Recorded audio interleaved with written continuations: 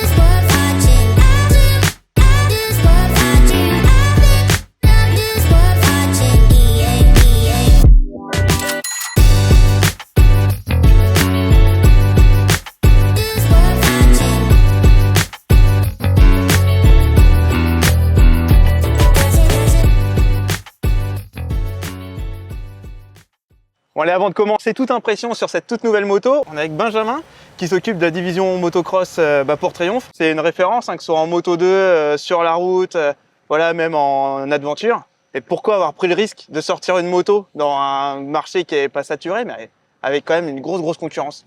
Tout simplement parce qu'on regarde ce marché-là, ce marché du motocross, de l'off-road au niveau mondial. On a vu que aux États-Unis, dans d'autres pays, il y avait du potentiel, on pouvait encore prendre des parts de marché. Et sachant aussi que le motocross et le supercross, c'est le deuxième sport mécanique le plus regardé après le NASCAR aux US. Triumph sait faire des motos, on sait faire des moteurs, on sait faire des châssis.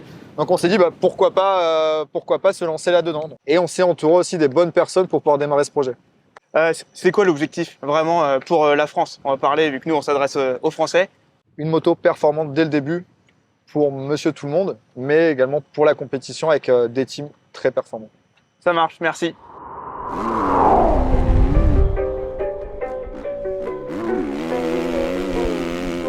All I hear, go get the money, so I go get it. Hate means I do something right, so I'ma let him. Yeah, I'ma let him, yeah, I'ma let him.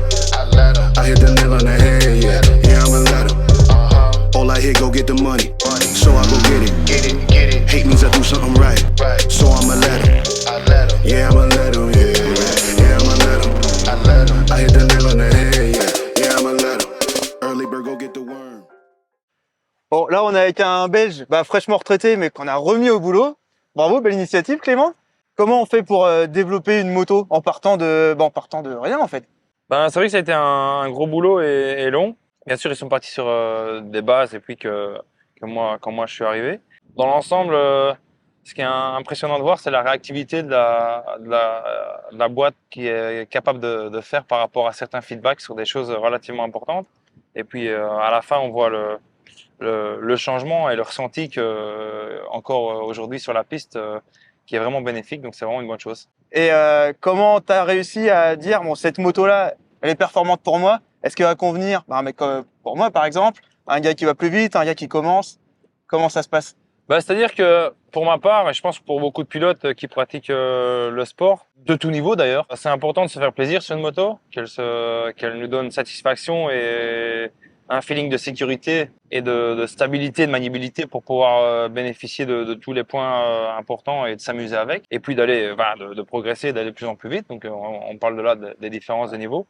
Et c'était pour moi ces points primordiaux qui sont nécessaires pour avoir une bonne moto au total. Aussi une chose qui est importante pour ma part quand je fais ce travail, c'est que je fais pas là non plus la moto juste par rapport à ce que moi je recherche. Ouais. Je me mets à la place des personnes de différents niveaux, différentes tailles, peu importe. Et pour que ce soit le plus universel possible, mais quand même très bien abouti pour tout le monde dès sortie de boîte par exemple. Donc, j'espère que vous avez une bonne journée avec et vous êtes bien amusé. Ah ouais, je me suis éclaté et justement ça va être le moment d'en parler. Merci Clément en tout cas. De rien. Bon, là, avec l'assistance électronique.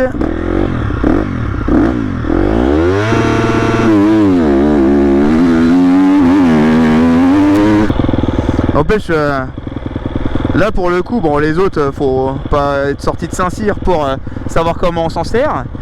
Mais n'empêche que là il n'y a pas plus intuitif. Donc là je refais un avec le launch control et après j'en fais un sans. Faut quand même gérer un peu l'embrayage.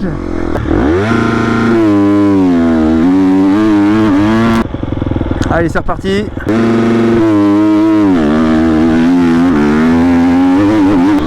Ouais, nickel. Et sans trop forcer. Hein. De toute façon, on voit que quand on force, on se met trop loin. Donc je pense vraiment que... Alors c'est un peu... Une moto vouée à l'élite, de par le prix, les composants, ben, elle est tellement facile que je pense que pour progresser, c'est un bon outil.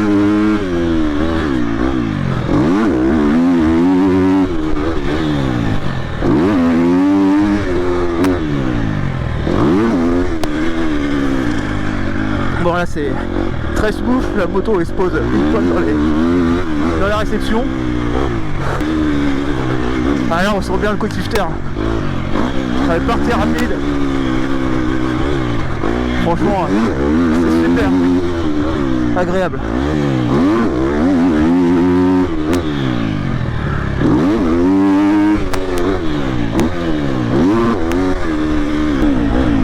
Donc là je suis en mode sans traction control et uniquement donc en mode 1 courbe 1, donc à savoir la courbe hard et le quick shifter, parce que du coup en fait c'est un peu l'arme de dire que je pourrais pas m'en séparer quand même, mais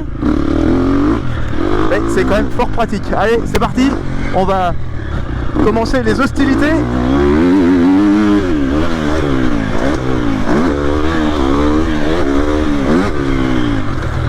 Donc là vous pouvez voir la terre est parfaite et on peut vraiment voir la traction. On a des grosses tables, des fois on se met des petits longs et ça permet de voir si ça cogne ou pas.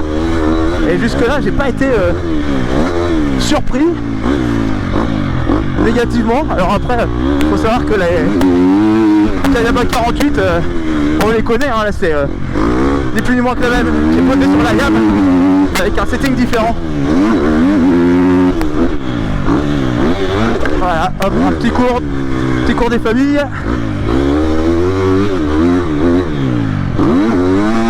Donc ça a cogné un petit peu, mais ça va pas exploser les poignets en l'occurrence.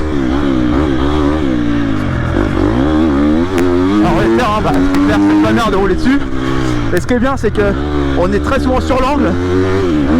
Là il est taille arrosé, donc il y a des parties plus sèches, des parties plus faibles.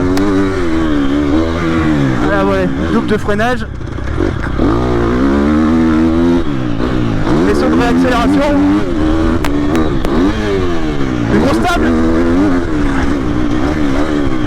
Vraiment pour bien jauger cette Triumph 250X qui est toute nouvelle, mais il y a un truc qui est marrant, c'est que elle est nouvelle, mais on a l'impression qu'on la connaît déjà en fait. Parce que c'est vraiment un mélange de tout ce qui est déjà existant. Il n'y a aucun truc complètement différent comme peut l'être la gamme avec le moteur inversé. Ou d'autres marques, des embrayages en diaphragme ou quoi que ce soit. Là, c'est que de la base existante connue. Ils ont assemblé tout ce qui, selon eux, marchait le mieux. Et là, en fait, ça fait de cette moto une moto très saine.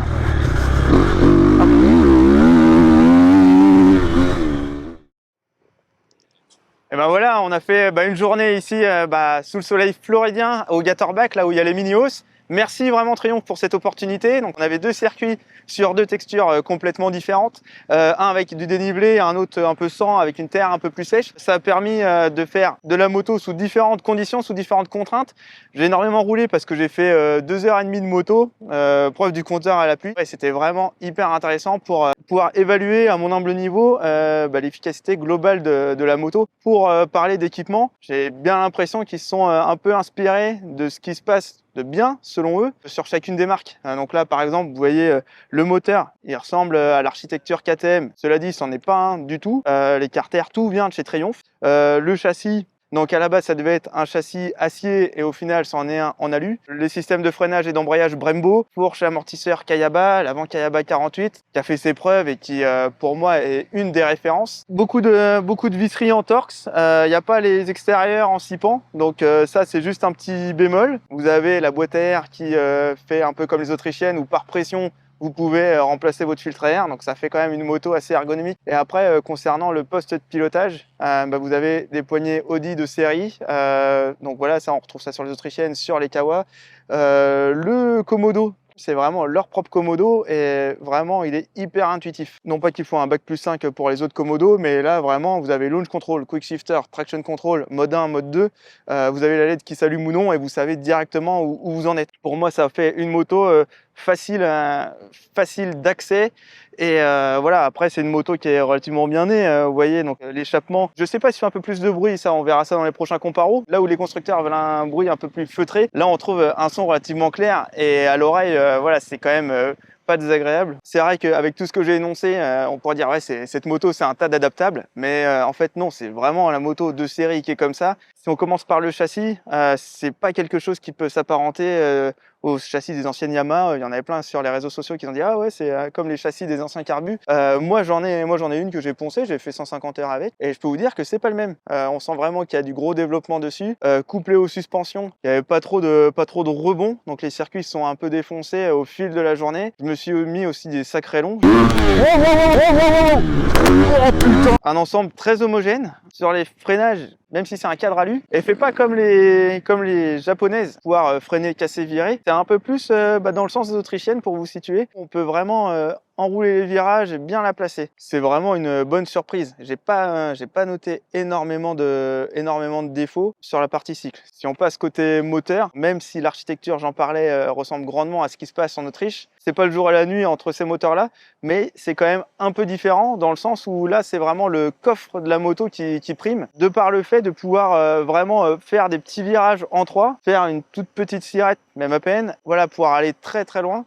Avec le passage de vitesse, avec le quick shifter, l'ensemble était très très cohérent. S'il faut prendre du défaut, parce que ce qui était compliqué, parce que les conditions étaient extrêmement bonnes, je dirais que c'est peut-être la partie électronique où ça fait pas comme les Honda, où on sent vraiment la différence en fonction des modes. Là, mode 1, mode 2, il y avait une différence, mais c'était pas le jour et la nuit. Là où l'électronique, moi, m'a vraiment arrangé, c'était sur le quick shifter. C'est super, quoi. Vous pouvez être sur l'angle, sur les grosses accélérations, rester vissé et voilà, le doigt sur l'embrayage pour accompagner la moto dans le passage de vitesse, vous avez même plus besoin. Moi j'ai pris le pli de rouler avec, je sais que c'est pas le cas pour tout le monde. Pour le launch control, alors j'en ai fait, là c'est à essayer à comparer avec les autres. Donc voilà, c'est un ensemble très très bien né. C'est une moto qui visiblement est compétitive dès le départ. Donc on a fait le comparatif il y a 15 jours. Voilà, ce serait pas mal de revenir en France pour être sur nos terrains à nous, un peu défoncés, un peu craie ou un peu sable. Voilà, c'est quelque chose qu'on retrouve pour notre utilisation en tant que Français. Et puis